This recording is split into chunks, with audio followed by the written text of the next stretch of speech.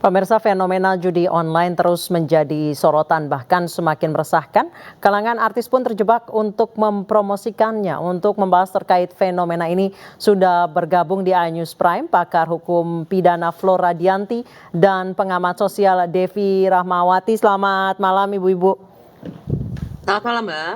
Saya ke Mbak Flora terlebih dahulu. Mbak Flora, salah satu artis, Wulan Guritno, baru saja diperiksa selama 7 jam di Bareskrim Polri. Apa jerat hukum yang akan menjadi konsekuensinya, karena mereka mengaku tidak mengetahui bahwa yang mereka promosikan adalah situs judi online? Ya, jadi begini Mbak, untuk judi online itu kan diaturnya di pasal 27 ayat 1 Undang-Undang tentang ITE ya. Nah di situ ada unsur-unsurnya, satu yaitu mendistribusikan, setiap orang ya dilarang mendistribusikan, mentransmisikan, membuat dapat diaksesnya muatan yang berkaitan dengan judi online. Nah jadi di sini termasuk juga mendistribusikan atau mentransmisikan, itu termasuk di sini adalah iklan gitu ya. Jadi mengiklankan judi online itu adalah sesuatu yang memang dilarang ya berdasarkan Undang-Undang ITE pasal 27 ayat 1. Nah, tetapi kemudian di dalam unsur pidana itu ada yang namanya unsur kesalahan yaitu mens rea. Mens rea itu menyatakan bahwa seseorang itu baru dapat dipidana apabila ada kesalahan. Kesalahan itu apa? Yaitu satu, dia dapat diminta pertanggungjawaban, berarti dia dirasa tidak ada unsur pemaaf dan seterusnya. Nah, yang kedua ada unsur menginsafi bahwa perbuatan yang dilakukannya adalah perbuatan melawan hukum, begitu. Nah, sedangkan bagaimana seseorang dapat dianggap bahwa dia menginsafi atau mengetahui bahwa judi online ini adalah sesuatu yang melanggar hukum. Nah, ini bisa dilihat dari subjeknya.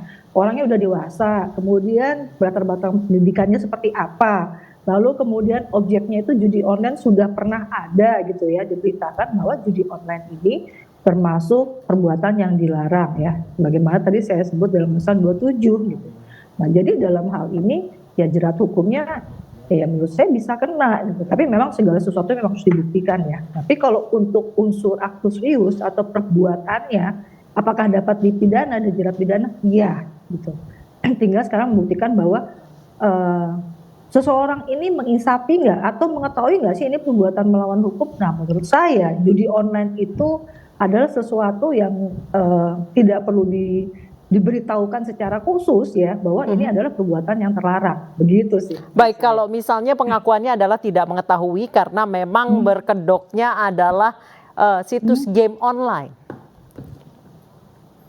Ya, yang namanya seseorang, ini memang harus dibuktikan ya, tergantung pembuktiannya seperti apa. Itu silakan dibuktikan ya oleh para artis ini ya, dalam hal dia tidak mengetahui atau mungkin dari awal diketahuinya bahwa ini game online. Nah, itu mungkin bisa menjadikan yang namanya unsur kesalahan atau unsur bahwa dia mengetahui atau menginsafi bahwa ini adalah perbuatan yang melawan hukum itu jadi gugur gitu. Nah, tapi kan itu menjadi beban pembuktian para artis-artis yang kemudian mengiklankan hal ini. Selayaknya seperti apa sih? Apakah sebelum dia menerima endorse, sebelum menerima pekerjaan ini, misalnya mengiklankan, dia tidak diberitahukan, tidak meneliti, ya, melihat lagi lebih lanjut. Ini sebenarnya game online atau judi online, kan namanya judi online itu sesuatu yang sifatnya untung-untungan, ya dia bisa menang, bisa kalah gitu, yang sifatnya untung-untungan tapi bernilai ekonomis. Nah ini apakah kemudian cuma main game biasa atau kemudian ada keuntungan yang sifatnya tadi untung-untungan ya, tidak ada perhitungan-perhitungan yang sifatnya ekonomis. Nah itu sebenarnya yang harus kemudian dibuktikan oleh para artis-artis yang kemudian mengiklankan hal ini. Baik, saya ke Mbak Devi. Mbak Devi, Indonesia ini meraih angka terbanyak pemain judi online dengan jumlah kerugian per tahunnya mencapai 27 triliun. Ini ada peran dari artis-artis ini yang mengendorse atau memang watak saja, Mbak? Pertama saya ingin meluruskan, saya nggak tahu itu data dari mana bahwa memang transaksi kita apa yang tertinggi itu dari mana. Karena memang sebenarnya perlu difahami, satu, pintu masuk ke judi online itu berdasarkan studi-studi akademik memang berawal dari game. Ada satu data dunia yang menunjukkan global statistik 2018 jauh sebelum pandemi, jumlah aplikasi judi online yang terbungkus dalam bentuk game gitu ya, itu hanya baru sekitar 1,3 juta yang mendownloadnya. Tapi 2022 itu lebih dari 1,3 miliar pendownload. Kenapa? Jawabannya sederhana. Karena pandemi, semua orang kemudian hidup di ruang online. Games itu adalah menjadi salah satu alat rekreasi paling mudah dan murah yang bisa dilakukan oleh siapapun. Nah, yang kedua adalah ada faktor karena memang ini pintu masuknya adalah game. Saya menyorotnya dalam perspektif sosialnya ya Mbak ya, bukan dalam konteks para artis ini. Mereka Mbak melihat Devi, ini sorry. bukan menjadi satu. Mbak Devi, mohon maaf. Ya. Angka 27 triliun per tahun dan angka keterlibatan 201.122 ini kami dapat dari Menkominfo yang didasari oleh situs bernama Higgs Domino Island. Oke. Data tersebut. Terkait hal tersebut, setahu saya belum ada data dunia yang menunjukkan ada korelasi antara endorse dari para tokoh, selebritis ataupun artis terhadap faktor orang terjerat dalam praktik judi online. Itu yang perlu dipahami. Terkait memang tingginya hal yang wajar karena kan masyarakat kita data lain menunjukkan kita merupakan misalnya warga negara nomor 2 penghuni salah satu medsos gitu misalnya. Jadi ini sesuatu data yang sangat relevan artinya. Yes. Nah, yang berbahaya adalah ketika pintu masuknya adalah permainan, orang tidak lagi melihat ini sebagai sesuatu yang berbahaya. Disitulah pintu masuknya. Nah, oleh karenanya yang justru perlu sangat kita perhatikan ketika dampaknya justru menyasar anak dan remaja. Kalau bicara orang dewasa, ketika mereka melakukan atau memilih aktivitas judi online, biasanya mereka sudah melakukan dalam kondisi sadar. Dan artinya bila itu terpapar pada anak dan remaja, ini yang sangat mengerikan dan menakutkan. Kenapa? Satu, anak dan remaja punya waktu luang yang sangat panjang. Yang kedua, mereka belum memiliki tanggung jawab. Kalau orang dewasa biasanya bermainnya di sela-sela bekerja atau setelah bekerja dan sebagainya. Kedua, mereka sudah sadar bahwa ada hal yang akan dipertaruhkan. Tapi begitu anak dan remaja, maka karena di luar negeri yang banyak, karena situs-situs ini biasanya produsennya adalah di luar negeri. Satu, di sana juga yang namanya judi itu bukan sesuatu yang ilegal. Bahkan yang judi fisiknya gitu ya. Jadi ini perlu dipahami. Berhubung mediumnya digital, maka siapapun bisa mengakses. Tapi yang ketiga, jauh sebelum ada judi online, kita tahu ada kelompok sosial yang memang melihat bahwa judi bukan sesuatu yang berbahaya. Inilah yang kemudian ketika dia masuk ke ruang digital, mereka melihatnya ini menjadi satu gimmick, menjadi satu bagian dari kehidupan yang tidak berbahaya. Inilah yang memang perlu pendidikan yang sangat serius, sosialisasi yang sangat kuat bahwa judi ini akan berbahaya ketika diikuti oleh perilaku-perilaku di mana para pemainnya berdasarkan studi kalau sudah kalah bukannya berhenti tapi mereka justru terus-menerus terisap dalam pasir hisapnya judi. Kenapa? Karena mereka ingin memastikan kehilangan atau loss yang mereka alami itu harus segera kembali.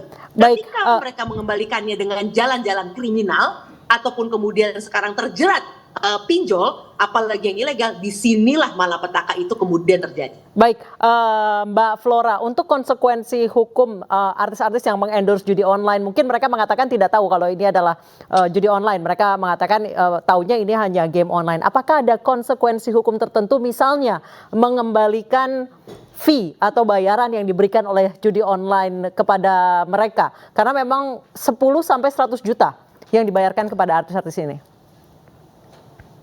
Ya, sebenarnya kalau kita bicara secara normatif, yang namanya pasal 27 ayat 1 itu adalah delik formil. Dalam arti apabila perbuatan yang dinyatakan dilarang tersebut sudah selesai dilakukan, maka sudah selesailah, sudah sempurnalah tindak pidana tersebut gitu. Nah, kalau misalnya sudah terjadi lalu kemudian dikembalikan, Nah, itu sebenarnya tidak mempengaruhi, mungkin mempengaruhi nanti apabila disidangkan itu akan mempengaruhi berat ringannya pidana itu tersebut gitu. Tetapi setelah pengetahuan saya, namanya Undang-Undang ITE kan membuka jalan untuk restoratif justice. Nah, ini saya untuk masalah 27 ayat 1 apakah termasuk dalam restoratif justice ya? Kalau misalnya saya lihat prakteknya bisa kemudian dikembalikan lalu kemudian selesai perkara yang tidak dilanjutkan, berarti itu mengambil jalan restoratif justice. Tetapi kalau secara normatifnya ya sudah dilakukan ya selesai di situ gitu. Oke, berarti harus ada konsekuensi hukum tertentu ya, Mbak Flora ya? Betul, kalau misalnya memang dikembalikan itu merupakan jalan untuk dihentikan, itu sebenarnya secara undang-undangnya sendiri, delik-deliknya sendiri itu tidak merupakan delik yang bisa dihentikan dengan jalan mengembalikan gitu uang yang diterima gitu. Oke, baik, Mbak Devi, untuk mengantisipasi masyarakat yang itu tadi terhisap dalam lumpur judi online, apa yang harus diperbaiki? Memblokir situs ternyata tidak cukup karena hampir 1 juta diblokir sejak 2018. Mereka bermunculan bahkan lebih berani masuk ke situs-situs pemerintah. Apa yang harus diperbaiki? Ya, kita harus sadar ini adalah bisnis di banyak negara. Jadi memang kalau kita perlu apresiasi, pemerintah itu tidak berhenti. Kominfo punya pasukan cyber yang memang bekerja juga sudah 24 jam. Aparat kepolisian juga sangat serius untuk menjerat ini. Tapi memang pangkalnya adalah pertama masalah pengetahuan bahwa judi bukan cara rekreasi, itu satu. Yang kedua, judi bukan jalan keluar ketika Anda merasa Anda membutuhkan uang tambahan, gitu ya. Baik. Ketiga, lingkungan sosial harus serius juga kemudian melihat ini, ya. Mbak Devi, ini sebelum kita lanjutkan soal kebutuhan orang sampai menjual barang, ini kita saksikan dulu ada seorang guru di Pangandaran, Jawa Barat nekat menggelapkan peralatan sekolah senilai 300 juta rupiah karena kecanduan judi online. Pelaku ditangkap bersama penadah barang. Kejaksaan Negeri Ciamis menahan 2 tersangka tindak pidana korupsi dengan kerugian negara senilai 300 juta rupiah. Tersangka AR merupakan guru di SMP Negeri Parigi Pangandaran, sedangkan GS seorang karyawan swasta berperan penadah barang curian. Keduanya dijerat kasus tindak pidana korupsi karena menjual aset sekolah tahun 2021 lalu. Tersangka AR nekat mengambil dan menjual sejumlah laptop sekolah untuk modal judi online. Silakan dikomentari, Mbak Devi. Mbak, ini menarik. Ketika yang disorot adalah persoalan guru. Anda tahu bahwa data OJK 43% peminjam pinjol ilegal adalah para guru. Pangkalnya apa, Mbak? Kita perlu prihatin. Terlepas persoalan hukum ya, bahwa ada kejahatan atau kesalahan yang dilakukan oleh para guru. Anda tahu, pangkalnya adalah persoalan ekonomi. Gaji guru yang harusnya mendidik anak bangsa itu adalah salah satu gaji yang paling rendah. Bahkan dibandingkan, mohon maaf, saudara-saudara kita yang bekerja misalnya di, mohon maaf, toko minimarket dan sebagainya. Gaji guru yang bertugas untuk kemudian merawat anak bangsa itu gajinya salah satu yang paling rendah. Jadi kita perlu prihatin dulu kalau kita mau lihat akarnya.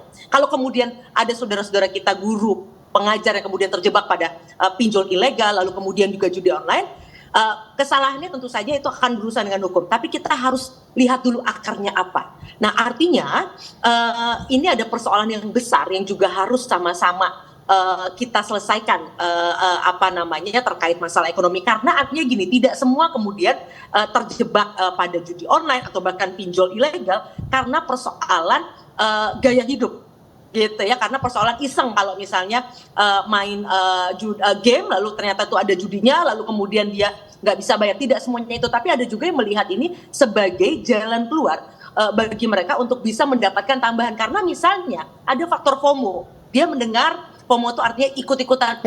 Si A gara-gara judi, karena memang algoritmanya memang dibuat pasti setiap orang di awal-awal akan menang. Tapi secara agregat, secara keseluruhan, maka sebenarnya loss-nya atau kerugiannya jauh lebih banyak. Nah, hal-hal inilah yang kemudian terkait dengan literasi keuangan, pendidikan keuangan, ini menjadi penting, menjadi PR bagi kita semua untuk bisa saling mengingatkan. Kemendikbud setahu saya sekarang sudah serius sekali untuk memasukkan urusan bagaimana mengelola ekonomi keuangan bagi setiap orang, sehingga akhirnya alasan-alasan seperti ini tidak lagi menjadi motivasi orang untuk terjebak pada aktivitas judi online maupun yang ujungnya ada urusan juga dengan pinjol-pinjol ilegal. Baik. Terima kasih banyak Mbak Devi Ramawati dan Mbak Flora Dianti telah bergabung bersama kami di iNews Prime. Selamat malam.